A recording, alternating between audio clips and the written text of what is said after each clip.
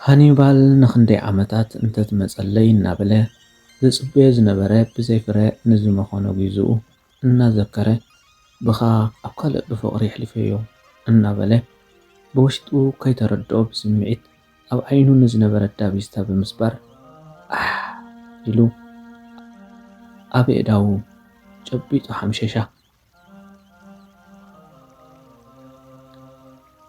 ኣብዚ ዝብል ኢና በፂሕና ነርና። እንሆ ድማ ሎሚ መበል 23 ከምኡውን መበል 24 ናይ መወዳእታ ክፋል ሒዘልኩም መፅእ ኣለኹም። ሰናይ ምክትታል። ዲያና ስራሕ ሃኒባል ኣገሪሞ ኣተኪራ ጠመተቶ። ሃኒባል ሕማቕ ኣለኻ ሓቂ ምግሃዱ ስለ ዘይተርፍየ ነጊረካ። ዲያና ጽቡቕ ኣለኺ ብልክዕ ንሱ እዩ ዘገድስ።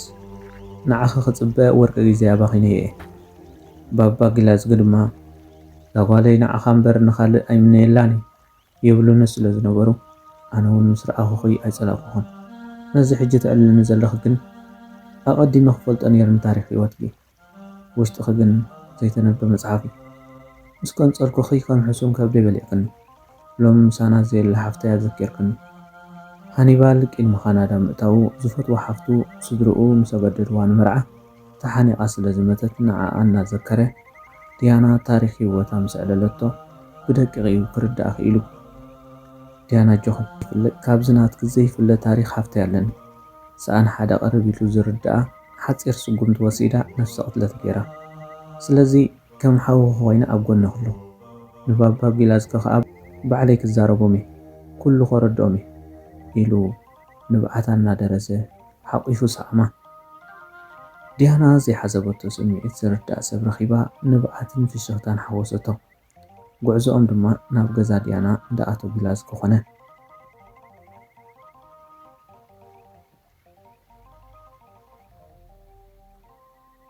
ሃኒባል ምስ ዲያና ገዛ ድሕሪ ምብፅሖም ኣቶ ጊላዝጊ ምስ ሰበይቶም ቡን እናሰተዩ ከለዉ ዲያና ምስ ሃኒባል ክትምርዖ ሃራይ ስለ ዝበለቶም ኣሰይዞም ደቀይ ኣብየት ከጸብቐልኩም ካባኹም ደኣ ሒለል ዝኾነ ቆልዓ እዩ ኩለድ እምበር በሉ ባህና በሎም። ሃኒባል ሓንሳብ ባባ ጊላዝጊ ድሕሪ ምባል ዘይበረሃልኩም ነገር ኣሎ። ዲያና ከም ዘዕለለትኒ ፀገም ናይ ርእሲ ከይገብረላ ኸማን የጠራጥር እዩ በለ። ኣቶ ጊላዝጊ ምስ ሰበይቶም ዋ ኣንታ እንታይ ኢኻ ትብል ኢሎም ብሓንሳብ ሓተትዎ። እወ እዚ ጉዳይ ከቢድ እዩ ኢሉ ብዛዕባ እታ ዝፈትዎ ሓንቲ ሓፍቱ ታሪክ ኣማውትኣ ካብ ዝደቐቐ ክሳብ ዝፈረየ ኣዕለሎም።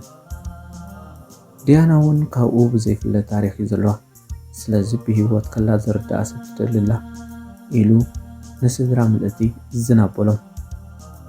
ጽቡቕ ኢልካ ነትገብሮ ነገር ብኣንጻሩ ጎዳኢ ኮይኑ ስለ ዝጸንሕ ብእዋኑ ከሎ ድሌታ ማሊእኩም ህይወት ጓልኩም ኣድሕኑ።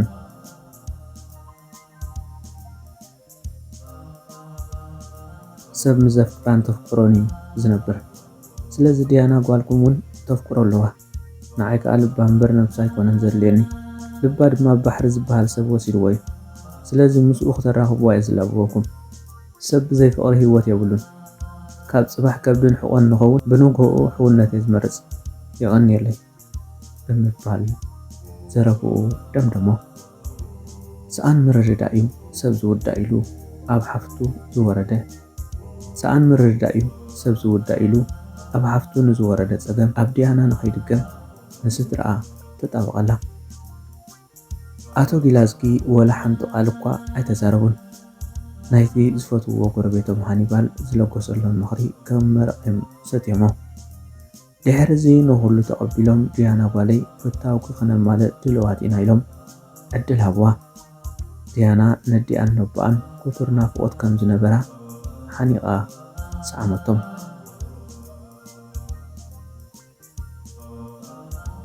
ብቕፅበት ድማ ናብ ባሕሪ ልባ ደው ኢላ እንቋዕ ብሰላም ኣትኻ ኮንጉራ ድሕሪ ምባል በቲ ምቁር ልሳና ኣነ እውን ብሰላም ኣትየ ካናዳ በለቶ። ባሕሪ ሕውስውስ ኢልዎ ኣብ ዘለዎ ቦታ በንቂራ ስለ ትረኽቦ ኣምና ተገረመ።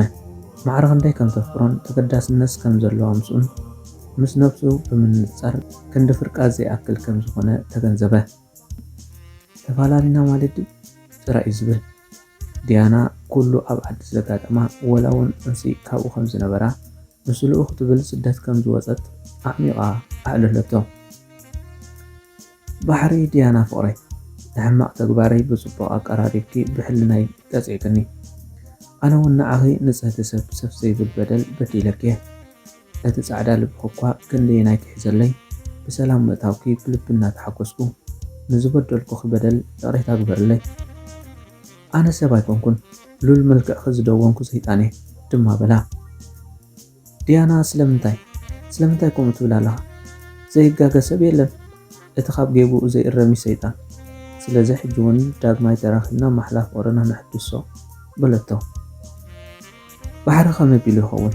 ኣነ ንዓኺ ዝበቅዕ ሰብ ኣይኮንኩን። ንስኺ እኮ ሓላል ምእንቲ ህይወታይ ሕሊፋ ትብጆ ፍጥርቲ ኢኺ። ኣነ ከዓ በንጻሩ ወላ እውን ንኽንራኸብ ፀቢብ ዓሽራና ኢታሊ ገይረ እየ። ስለዚ ብዘይ ስክፍታ ንዓኺ ዝመስል ሰብ ሓዚ መርገም ወላ ደስተ ዘይቀተለ የዕነኒ ድዩ ዝበሃል? ማሕላፍ ፍቕርና ምጥሓሰይ እውን ማዕረ ዝተጠቐብአ ህይወት ክሕልፍ ይግባአኒ። እንተኽኢለዮ ናብራ ከብዲ ስድራይ ክዕንግል እንተ ንስኽን ፍቕርኽን ግን መምህር ህይወተይ ኢኹም ንዘለኣለም ድማ ኣብ ልበይ ኣለኺ ኢሉ ናይ ውሽጡ ገለጸ። ዲያና ባሕሪ ስማዕ ንባበጃኻ ኣነ ክትብል ቴሌፎና እታ ናይ ሱዳን ስለ ዝነበረት ባተሪ ወዲኣ ግብ ድማ በለት። ብናይ ስድራኣ ቴሌፎን ክድውል እኳ እንተሓሰበት ስድራኣ ናብ ሳሙኤል ወዶም ደው ኢሎም እዮም ዘዕልሉ ነይሮም። ሓፍትኻ ሆነ መርዕዋና ሓስብ ኣለና ኣምላኽ ተፈቒዱ ወስወደይ በልዎ። ሳሙኤል ከዓ ጽቡቕ እምበር ምስቲ ባሕሪ ዝበሃል ዲኸ በለ። ምክንያቱ ዲያና ሓፍቱ ድሌታ ክሰምረላ ሃረር ምስ በለዩ እዋወ እንካ በረኸባ ቴሌፎን ወዲያ ኢሎም ኣፀጉዕላ። ዲያና ከዓ ሄለው ሰማሓወይ ከመይ ሰላም ዶ በለት። ሳሚ ሄለው ኣትሽፍታ እምበር ድሮ ረሲዕክና ድሓን ርሑስ ጋማሞ ይግበረልኪ በለ። ዋ አንተ ሳሚ ይጽናሓልካ መንሱስ ድሃይ ሰራ መሓሳይከ እንታይ ኣለካ ኢላ ሓተተት። ሳሚ ዝን ድሕር ምባል ዓም ዝመተ ምራኺ ኮይኑ ውዕላላ። እንቲ ዳኑ ንሳዳ ማዓስ ዲያና ብተዓዲ ኩልና ዘኸደ በለ። ዲያና እንታይ ኢልካ በለቶ ብድጋመ። እወ ኣብቲ ተኣሲራቶ ዝነበረት ደድሕርቲ ምስጋርኪ ዳርጋ ሽዕዩ ገንዘብ ዝኸፍለላ ምስኣነት መውፅኡ ባዕላ ነብሲ ቅትለት ፈፂማ መይታ ኢሉ ኣብ እዝና ደርኩሓላ። ዲያና ቴሌፎን ኣብ እዝና ዓፅያ እውይ ኢላ ርእሳ እናመንጨጨት ብትሑት ድምፂ ክትበኪ ጀመረት። ሜላዊት እታ ንባሕሪ መሓዝኡ ናይ ሰሃራ ዓርኮ ክትብላ ዝቐልል እውን ድሕሪ ክንደይ ኣዋርሕ ኣብ ሃገር ሆላንድ ዕቑባ ምስ ሓተተት ካብ ሓደስቲ ሰባት ናብቲ ሃገር ዝውሕዙ ቴሌፎን ናይ ባሕሪ ረኸበት እሞ ደው ኢላ ድማ ሄይ ባሕሪ ኣሞረ ድሃይና ደኣ ከይትሓትት ብዝኾነ እንኳዕ ብሰላም ኣተኻ ባሕሪ ከምዚ ትብል ጓል ደኣ መን እያ ክብል ንነብሱ ሓተተ። ሰላም ይሃብኪ መን ኢኺ በለ። እዋዕ ወላ ብድምፀይ ሞሳክት ኢኻ ኣውፃእያ ወፂአን ከትፈልጣ ዶ በለቶ። ኤሄ ኣቲ ግን ኣይበሉ ሰላም ዲ ድማ በላ። ኣውፃእያ ወፂኦም ፍለይቲ ኮድ ናይ ክልቲኦም እያ። ብዝኾነ ምዉቕ ሰላምታ ተለዋወጡ። ናይ ዝሓለፍዎ ህይወት እናዘከሩ ኣብ ውሱን ግዜ ህይወቱ እናተሳቀየ ምቁር ቃንዛ ፍቕሪ ይሕሊፉ ምስ ሜላዊት እውን መንዳ ኣላቱ ሁንኖ እሞ ኣብ ፍቕሪ ትረትዕ።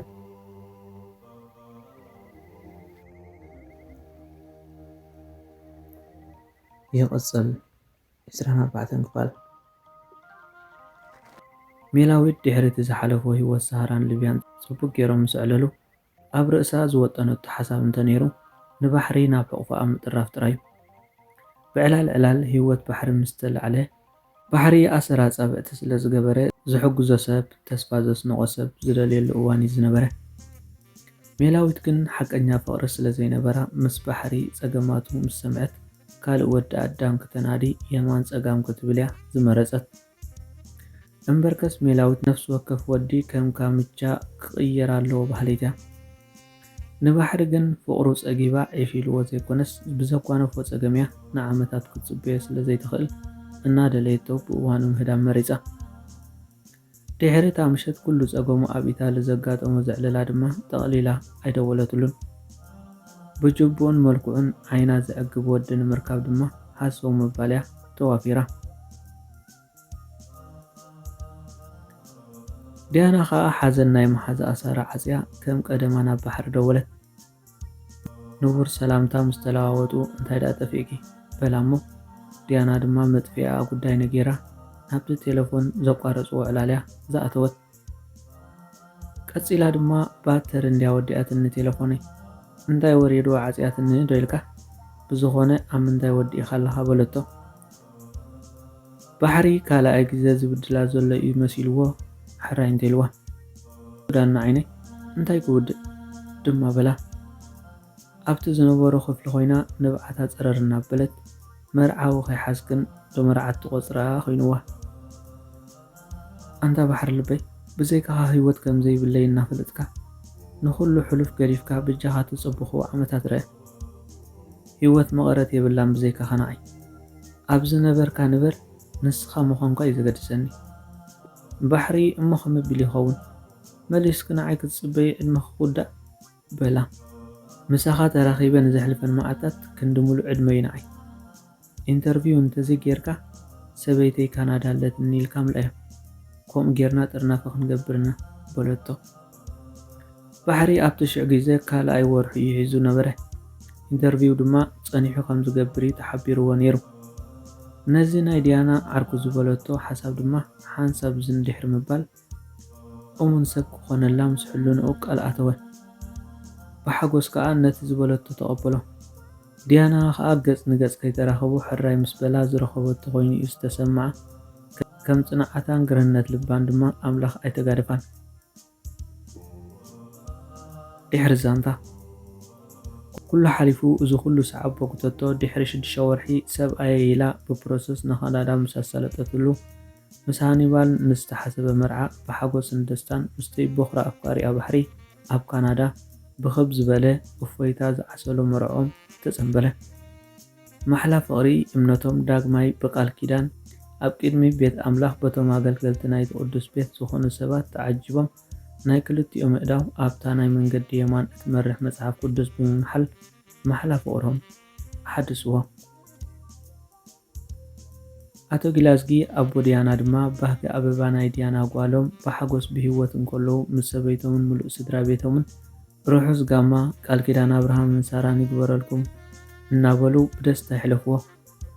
ባሕርን ዲያናን ከዓ ድሮ ሓደ ስድራ ኮይኖም ነቲ ሓቀኛ ፍቕሪ ክልቲኦም ካብ ኣፍ ሞት መሊሶም ህይወት ኣልበስዎ። ጣዕሚ ፍቕሪ እናስተማቕሩ ሓድሽ ህይወት ጀሚሮም። ኣደይ ብርነሽ ኣደ ባሕሪ እውን ብህይወት እንከለዋ ናይቲ ብሌን ዓይነን ዝኾነ ወደን ኣብ ኣበብኡ ዳርጋ ዝውዕላ ብቴሌፎን ተኻፊሎና እየን። ፃማ ዝኩሉ ዘሕለፍዎ ጭንቂ ድማ ፍረ ብርኩ ንክወልደለን ናብ ፈጣሪ ተማሕፀና። ባሕሪ እውን ህይወት ዲያና በዓልቲ ቤቱን ህይወት ስድርኡን ከም ጭራ ብርሃን ኮይኑ ምቾት ናብራ ንክነብሩ ኣብቂዕዎም። ኩሉ ግዜ ደቂ ሰባት ነቲ ኣብ ኢድና ዘሎ ቅጫ ገዲፍና ኣብ ኢድ ሰብ ዘሎ ስለ ንጥምቲ መዋእልና ከይዓገብና ንነብር። ስለዚ በቲ ዘለናን ዝረኸብናዮን ወትሩ ዕጉባት ንሁን። ኣብዝኣተናዮ ቃል ማሕላ ፍቕሪ እውን ማሕላ ንመን ቀተለ ኣይንግበሮ። እንተዘይቀተለ ይዕነኒ ህይወትና ግድን እዩ ብዘይምርድዳእ ፀገም ትፍተን። ይቐን የለይ ተፈፀመ። ሰላምታ ይረሳዕኹም ክቡራት ተኸታተልቲ ከመይ ትኾኑ?